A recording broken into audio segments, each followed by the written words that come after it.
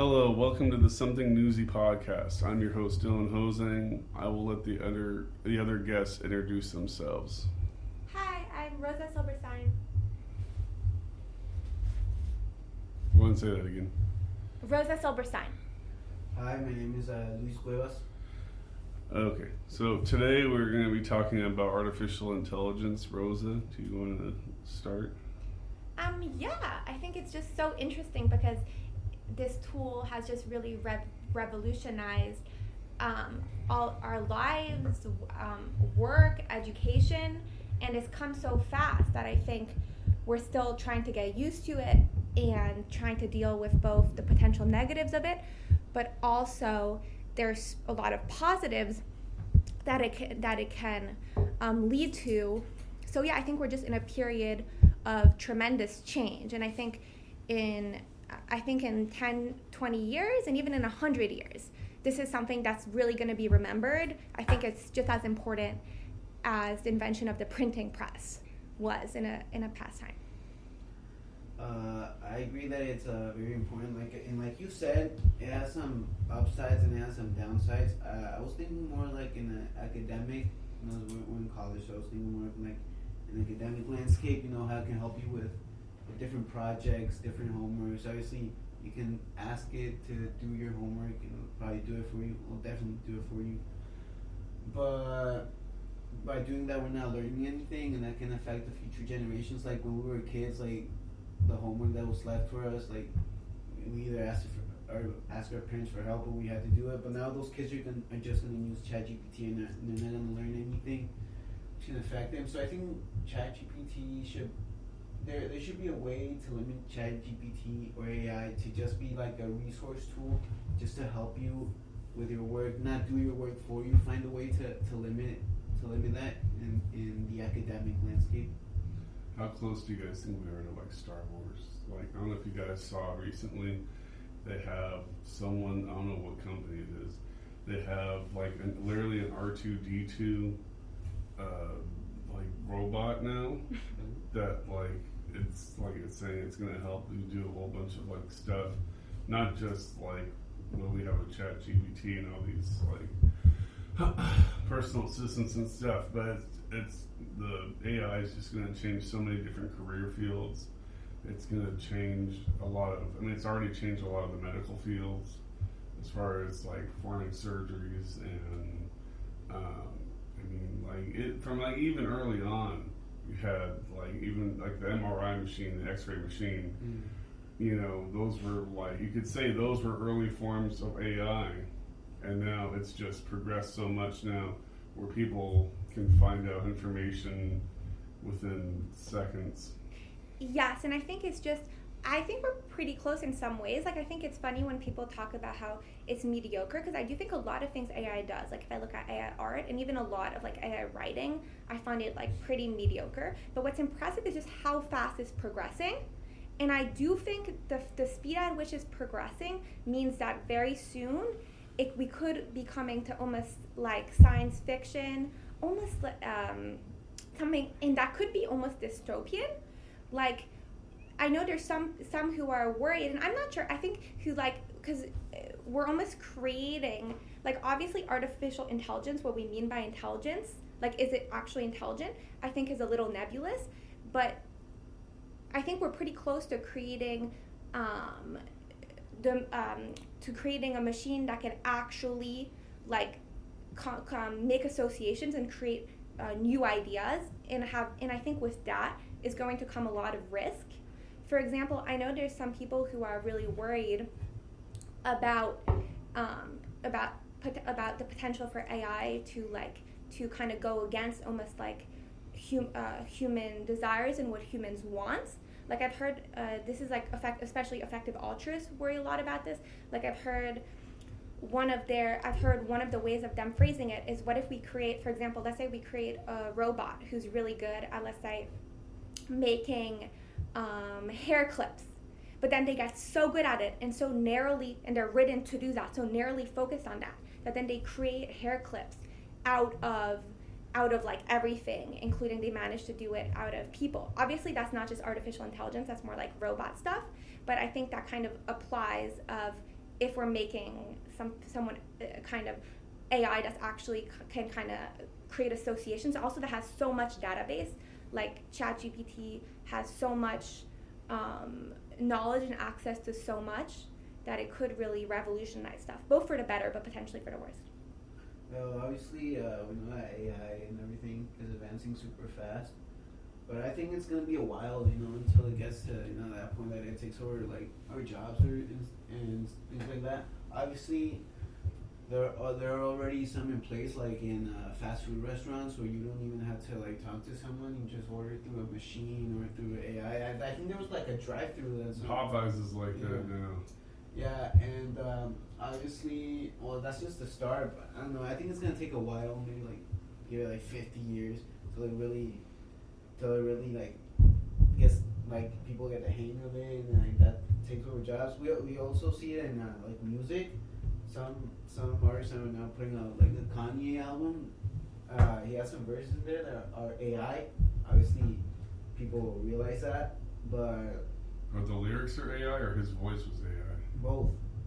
So he didn't write the lyrics he just said into some program, he said, write a verse for this song in this voice. Yeah, and even, I mean, people realized it, but it's still crazy how it can do that. Like, imagine in a few years what it's gonna be able to do. Also, in some movies, the aging, that's AI and all that. So even though it's gonna take a while, I do think it's gonna reach to a point that it's gonna take not all of our jobs, because teachers can be replaced by AI. I don't think Customer service jobs are definitely going to take the hit first, and you're already seeing that with self-checkouts. You're seeing it with. But that's not AI. That's different, right? That's more robot. I think actually it's for AI. That's already happening. I think AI is more going to take over a lot of kind of white collar, like kind of jobs in marketing, like email jobs, accounting. and even actually they're pretty good at programming. But I think that's a little more complicated because it also creates a need for more programmers. So that might be both effective. There always has to be a safety net, because you can't. You have to have a physical person there to double check the AI's work. Because I don't know if you've seen that sometimes the AI messes up, like they messed up on. Yeah. Well, I mean, sometimes even ChatGPT, like, it gives you wrong answers. Yeah. No, I think I think what's something that's key that I'm curious about is if we're going to be good at kind of adjusting to this new technology. Like, I think, for example, now, like, I think we need to be able to learn to both use it for good, because I think it's a technology that has a lot of potential that could potentially create, like, really revolutionize, for example, medicine. It could potentially help us with, like, cures and stuff, because it has so much, just is able to take in so much information that it could potentially really benefit us in that way, and it could have so much more benefits. But there's also the risks of kind of utilizing it for bad, or letting it kind of fry our brains in some ways. Like, so I think it's really, we need to try to channel it in a positive direction, and also add kind of limits and limits with it. For example, make sure that it's not just not making us just all stupider and all just get more lazy, which I think in some ways, even just prior to AI, we already kind of had with, like, the internet, with social media. I think that really contributed to make people's attention really go downhill, and to kind of just have constant distractions, and also not be able to really do something difficult. Like, I think there's a real skill in learning to persevere, learning to do something difficult, which I think, or learning both to be bored, which I think YouTube and the internet kind of destroyed, because when you're bored, sometimes it's kind of where a lot of innovation can come from.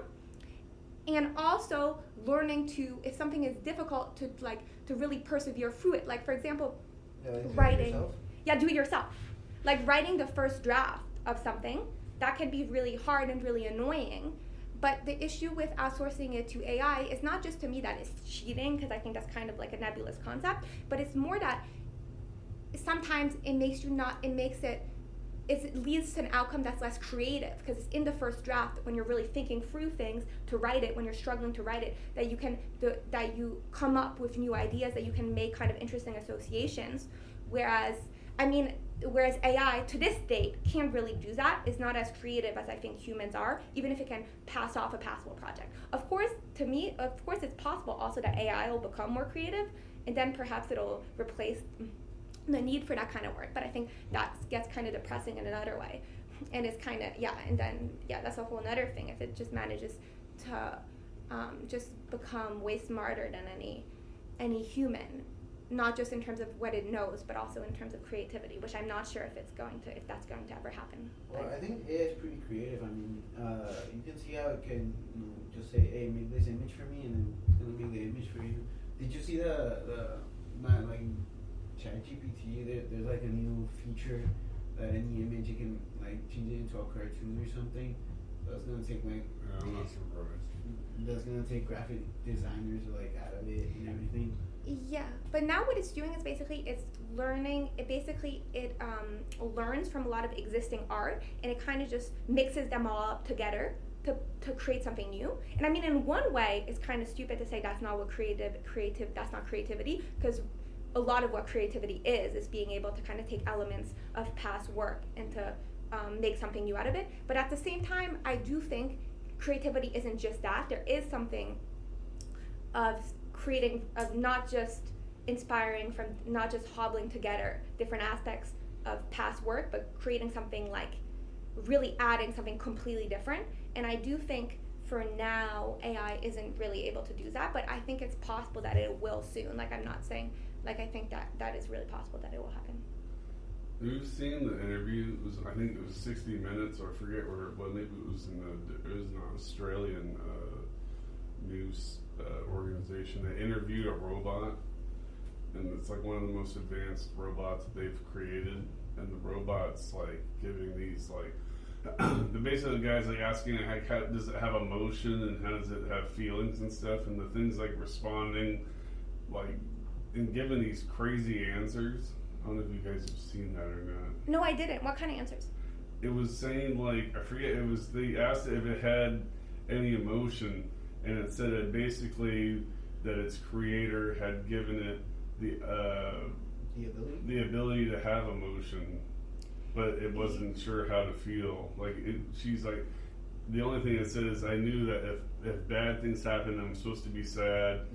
If like that's so concerning. Like, obviously, I know it's like, it's a wild interview. Like, you have to look it up on YouTube or somewhere. I think it's either 60 Minutes or it's in I think it might have been an Australian news organization that interviewed this robot, and the guy's sitting there like he couldn't believe that the robot was giving these answers.